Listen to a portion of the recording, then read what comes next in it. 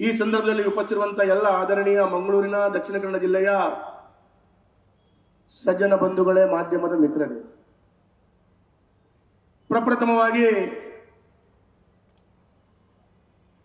ದಕ್ಷಿಣ ಕನ್ನಡ ಜಿಲ್ಲೆಯ ಇವತ್ತು ಪ್ರಜಾಸೌಧದ ಉದ್ಘಾಟನೆಯ ದೃಷ್ಟಿಯಲ್ಲಿ ಮಂಗಳೂರಿಗೆ ಬಂದು ಇವತ್ತು ಈ ಉದ್ಘಾಟನೆಯನ್ನು ನೆರವೇರಿಸಿಕೊಡ್ತಿರುವಂತಹ ಗೌರವಾನ್ವಿತ ಮುಖ್ಯಮಂತ್ರಿಗಳಿಗೆ ಮಂಗಳೂರಿಗೆ ವಿಶೇಷವಾಗಿ ಸ್ವಾಗತವನ್ನು ಕೋರ್ತಾ ತಮ್ಮ ಮುಖಾಂತರ ಇವತ್ತು ಈ ಪ್ರಜಾಸೌಧ ಮಂಗಳೂರಿನ ದಕ್ಷಿಣ ಕನ್ನಡ ಜಿಲ್ಲೆಗೆ ಜನತೆಗಳಿಗೆ ಇನ್ನಷ್ಟು ಸಹಕಾರವನ್ನ ಕೊಡುವಂತ ದೃಷ್ಟಿಯಲ್ಲಿ ಈ ಜಿಲ್ಲಾಡಳಿತದ ನೂತನ ಕಚೇರಿಯಲ್ಲಿ ಮುಂದಿನ ದಿನಗಳಲ್ಲಿ 10 ಕಾರ್ಯಗಳು ಯಶಸ್ವಿಯಾಗಿ ನೆರವೇರಿಸಲಿ ಅಂತ ಹೇಳುವಂತ ಶುಭವನ್ನ ಕೂಡ ಹೇಳಲಿಕ್ಕೆ ಬಯಸ್ತಾ ಇದ್ದೇನೆ. ಮಾನ್ಯ ಮುಖ್ಯಮಂತ್ರಿಗಳಿಗೆ ಹೋಲಿಕೆ ಮಾಡಿದರೆ ನಾವೆಲ್ಲ ಬಹಳ ಕಿರಿಯರು, ಮುಖ್ಯಮಂತ್ರಿಗಳು ಬಹಳ ಅನುಭವಸ್ಥರು. 2 ಬಾರಿ ಮುಖ್ಯಮಂತ್ರಿಗಳಾಗಿ ಬಹಳ ದೊಡ್ಡ ರೀತಿಯಲ್ಲಿ ರಾಜ್ಯದ ಜವಾಬ್ದಾರಿಯನ್ನು ವಹಿಸಿಕೊಂಡು 10 ಜವಾಬ್ದಾರಿಯುತ ಕೆಲಸ ಕಾರ್ಯಗಳನ್ನು ಮಾಡಿದಂತಹ ಗೌರವ ತಮಗೆ ಸಲ್ಲಿಸುತ್ತೇವೆ. ಹಾಗಾಗಿ ಇವತ್ತು ಮಂಗಳೂರಿನ ಈ ಒಂದು ವಿಶೇಷವಾದಂತಹ ಪ್ರಜಾಸೌಧ ಅಂತ ಹೇಳುವಂತಹ ಹೆಸರನ್ನು ಕೊಟ್ಟು ಇವತ್ತು ಉದ್ಘಾಟನೆಯನ್ನು ನೆರವೇರಿಸಿಕೊಳ್ಳಿಕ್ಕೆ ತಾವು ಬಂದಿದ್ದೀವಿ. ಇನ್ನು ಮುಂದಿನ ದಿನಗಳಲ್ಲಿ ನಮ್ಮ ಜಿಲ್ಲೆಗೆ 10 ಬೇಡಿಕೆಗಳನ್ನು ಕೂಡ ತಾವು ಈಡೇರಿಸಿರುವಂತ ವಿಶ್ವಾಸ ನಮಗಿದೆ. ಮೊನ್ನೆ ತಾನೇ ತಾವು ಪತ್ರಿಕೆಯಲ್ಲಿ ಒಂದು ಘೋಷಣೆಯನ್ನು ಮಾಡಿದ್ರಿ, ಎಲ್ಲ ಶಾಸಕರುಗಳಿಗೆ 50 ಕೋಟಿ ಸಿಗ್ತದೆ ಅಂತ ಹೇಳುವಂಥದ್ದು. ಹಾಗಾಗಿ ನನ್ನ ಕ್ಷೇತ್ರಕ್ಕೆ ಕೂಡ 50 ಕೋಟಿ ಸಿಗ್ತದೆ ಅಂತ ಹೇಳುವಂಥ ವಿಶ್ವಾಸದೊಂದಿಗೆ ನಾನು ನಿಮ್ಮ ಹತ್ರ ವಿಶೇಷವಾಗಿ ಮನವಿಯನ್ನ ಮಾಡಿಕೊಳ್ತಾ ಇದ್ದೇನೆ. ಮುಂದಿನ ದಿನಗಳಲ್ಲಿ 10 ಯೋಜನೆಗಳು, 10 ವಿಚಾರಗಳು, ಕೆಲಸ ಕಾರ್ಯಗಳಾಗಬೇಕು. ಇವತ್ತು ಈ ಕೆಲಸ ಕಾರ್ಯಗಳಾಗಬೇಕು ಅಂತ ಹೇಳಿದ್ರೆ ಇವತ್ತು 2 ಕೆಲಸ ಕಾರ್ಯಗಳ ಲೋಕಾರ್ಪಣೆ ಆಗ್ತಾ ಇದೆ. 2 ಕೆಲಸ ಕಾರ್ಯಗಳ ಲೋಕಾರ್ಪಣೆ ಇವತ್ತು ಜನರಿಗೆ ವಿಶೇಷವಾಗಿ ಅವಕಾಶಗಳನ್ನು ಕೊಡುವಂತ ದೃಷ್ಟಿಯಲ್ಲಿ ಈ ಲೋಕಾರ್ಪಣೆ ನಮ್ಮ ಜಿಲ್ಲೆಗೆ ಬಹಳ ಮಹತ್ವದ ಪಾತ್ರವನ್ನು ವಹಿಸಿಕೊಳ್ತಾ ಇದೆ. ಇವತ್ತು ಈ ಲೋಕಾರ್ಪಣೆ 2 ಲೋಕಾರ್ಪಣೆ ಇವತ್ತು ಆಗ್ತಾ ಇರುವಂತದ್ದು ಸ್ಮಾರ್ಟ್ ಸಿಟಿ ಲಿಮಿಟೆಡ್ ಕಂಪನಿಯ ವತಿಯಿಂದ ಅಂತ ಹೇಳುವಂತ ಖುಷಿ ನನಗಿದೆ. ಇವತ್ತು ಸ್ಮಾರ್ಟ್ ಸಿಟಿ ಲಿಮಿಟೆಡ್ ಅಂತ ಹೇಳುವಂಥದ್ದು ಇವತ್ತು ಈ ದೇಶದ ಮಾನ್ಯ ಪ್ರಧಾನಮಂತ್ರಿಗಳ ಕನಸಿನ ಕೂಸಿನ ಯೋಜನೆ.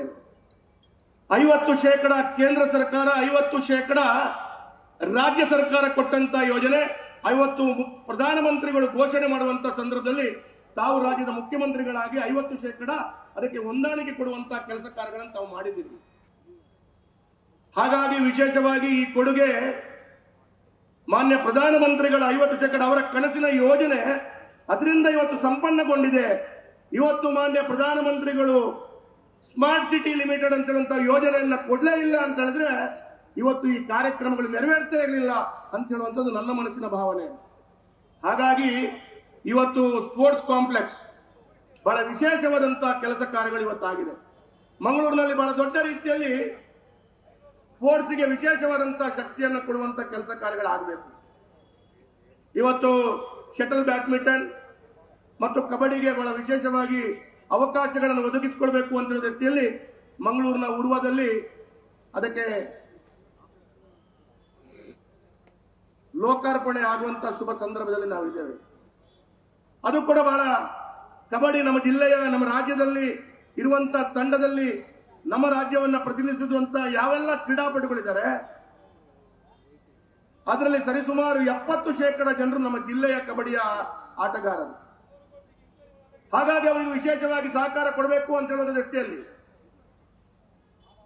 ಕಬಡ್ಡಿ ಕ್ರೀಡಾಂಗಣವನ್ನ ಪ್ರಾರಂಭದಲ್ಲಿ ಸರಿಸುಮಾರು 30-35 ಕೋಟಿ ರೂಪಾಯಿ ಅನುದಾನವನ್ನ ಒದಗಿಸಿಕೊಡ್ಬೇಕು ಅಂತ ಹೇಳುವ ಸಂದರ್ಭದಲ್ಲಿ ಮಾನ್ಯ ನಮ್ಮ ಸ್ಪೀಕರ್ ಅವರು ನಗರಾಭಿವೃದ್ಧಿ ಮಂತ್ರಿಗಳಾಗಿ ಅದಕ್ಕೆ ವಿಶೇಷವಾಗಿ ಅವಕಾಶ ಕೊಟ್ಟರು.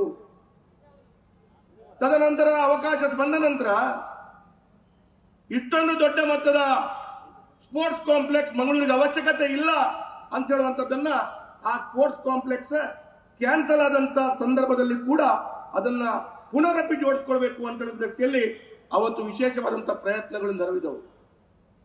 ಅದಕ್ಕೆ ಬಹಳ ದೊಡ್ಡ ರೀತಿಯಲ್ಲಿ ಶಕ್ತಿಯುತವಾಗಿ ಆ ಸಂದರ್ಭದಲ್ಲಿ ಇವತ್ತು ಹೇಗೆ ಸಚಿವರುಗಳು ಹೇಳಿದರು. ಆ ಸಂದರ್ಭದಲ್ಲಿ ವಿಶೇಷವಾಗಿ ಆ ಕಾರ್ಯಕ್ರಮದ ಶಿಲಾನ್ಯಾಸ ಮಾಡುವಂಥ ಯೋಗ ಮತ್ತು ಇವತ್ತು ಲೋಕಾರ್ಪಣೆ ಮಾಡುವಂಥ ಯೋಗದಲ್ಲಿ ಕೂಡ ನನಗೆ ವಿಶೇಷವಾಗಿ ಅವಕಾಶಗಳು ಲಭಿಸಿದ್ದು ಈ ಸಂದರ್ಭದಲ್ಲಿ ಉಲ್ಲೇಖ ಮಾಡಬೇಕು. ಈಗ ತಾನೇ ನಮ್ಮ ಸ್ಪೀಕರ್ ಅವರು ಹೇಳಿದಾಗ ತುಳು ಭಾಷೆಗೆ ಹೆಚ್ಚಿನ ಮನ್ನಣೆ ಸಿಗಬೇಕು ಅಂತ ಹೇಳುವ ದೃಷ್ಟಿಯಲ್ಲಿ 10 ಬಾರಿ ಸ್ಪೀಕರ್ ಅವರು, ನಾನು, ಬೇರೆ ಬೇರೆ ಶಾಸಕರುಗಳು ವಿಧಾನಸೌಧದಲ್ಲಿ ನಾವು ಅದರ ಬಗ್ಗೆ ಮಾತಾಡಿದ್ದೇವೆ. ಮಾನ್ಯ ಮುಖ್ಯಮಂತ್ರಿಗಳೇ ಇವತ್ತು ದಕ್ಷಿಣ ಕನ್ನಡ ಜಿಲ್ಲೆಗೆ ಬಂದಂತಹ ಸಂದರ್ಭದಲ್ಲಿ ತುಳುವನ್ನ ನಮ್ಮ ರಾಜ್ಯದ 2ನೇ ಅಧಿಕೃತ ಭಾಷೆಯನ್ನು ಮಾಡುವಂಥ ದೃಷ್ಟಿಯಲ್ಲಿ ತಾವೊಂದು ಘೋಷಣೆಯನ್ನು ಮಾಡ್ತೀರಿ ಅಂತೇಳಿ ನಾನು ನಂಬಿದ್ದೇನೆ.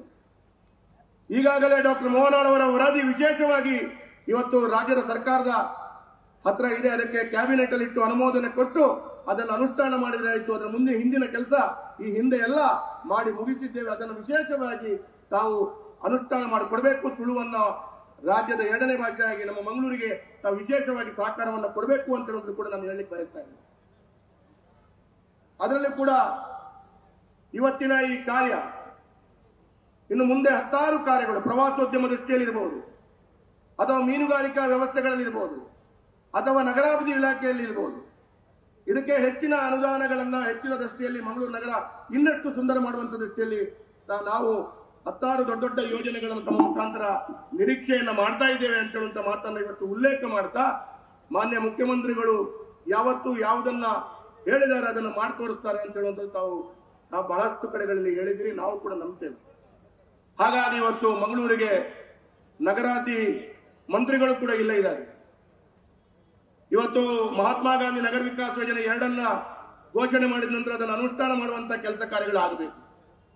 ಪ್ರತಿಯೊಂದು ಹಂತದಲ್ಲಿ ಮಂಗಳೂರು ನಗರ ಮಟ್ಟದಲ್ಲೇ ಆಗಬೇಕಾದಂತ ಪ್ರಕ್ರಿಯೆಗಳು ಇವತ್ತು ರಾಜ್ಯದ ಮಟ್ಟದಲ್ಲಿ ಹೋಗಿ ಆ ಪ್ರಕ್ರಿಯೆಗಳನ್ನು ಮಾಡುವಂತ ಹಂತ ಆಗಿದೆ. ಇದರಿಂದ ಜನರಿಗೆ ತೊಂದರೆ ಆಗಿದೆ. ಅದು ಮೂಡಾ ಇಲಾಖೆ ಇರ್ಬೋದು, ಇನ್ನಿತರ ಎಲ್ಲ ಇಲಾಖೆಗಳು. ಹಾಗಾಗಿ ಅದನ್ನೆಲ್ಲ ಸರಿಪಡಿಸಿಕೊಡ್ತೀರಿ ಅಂತ ಹೇಳುವಂಥ ವಿಶ್ವಾಸದೊಂದಿಗೆ ಸ್ಮಾರ್ಟ್ ಸಿಟಿಯಿಂದ ಮಾನ್ಯ ಪ್ರಧಾನಮಂತ್ರಿಗಳ ಕನಸಿನ ಕೂಸಿನ ಯೋಜನೆ ಇದು ಮಂಗಳೂರಿನಲ್ಲಿ ಕರ್ನಾಟಕ ಅಲ್ಲ ಇಡೀ ದೇಶದಲ್ಲೇ ಪ್ರಪ್ರಥಮ ಬಾರಿಗೆ ಒಂದು ಸ್ಮಾರ್ಟ್ ಸಿಟಿಯ ಯೋಜನೆಯ ಅನುದಾನವನ್ನ ಒಂದು ಪ್ರಜಾಸೌಧಕ್ಕೆ ಉಪಯೋಗಿಸಿದ್ದು ಅದು ಮಂಗಳೂರಿನಲ್ಲಿ. ಅದು ವಿಶೇಷವಾದಂಥ ಕೊಡುಗೆ ಆಗಿದೆ. ಅದಕ್ಕೆ ನಮ್ಮ ಪ್ರಧಾನಮಂತ್ರಿಗಳ ಈ ಯೋಜನೆ ಕನಸು ನನಸಾಗಿದೆ ಅಂತ ಹೇಳುವಂಥದ್ದು ಹೇಳ್ತಾ, ಮುಖ್ಯಮಂತ್ರಿಗಳ 10 ಯೋಜನೆಯೊಂದಿಗೆ ಇನ್ನಷ್ಟು 10 ಕೆಲಸ ಕಾರ್ಯಗಳು ನಗರಕ್ಕೆ ಬರಲಿ, ನಮ್ಮ ನಗರ ಇನ್ನಷ್ಟು ಅಭಿವೃದ್ಧಿ ಆಗಲಿ, ಎಲ್ಲರೂ ಒಂದಾಗಿ ಒಟ್ಟಾಗಿ ಮುಂದುವರಿಸಿಕೊಂಡು ಹೋಗಬೇಕು ಅಂತ ಹೇಳುವಂಥದ್ದು ಹಿರಿಯ ಸಚಿವರುಗಳು ಹೇಳಿದ್ದಾರೆ. 100ಕ್ಕೆ 100 ಸಕ್ಕಿದೆ.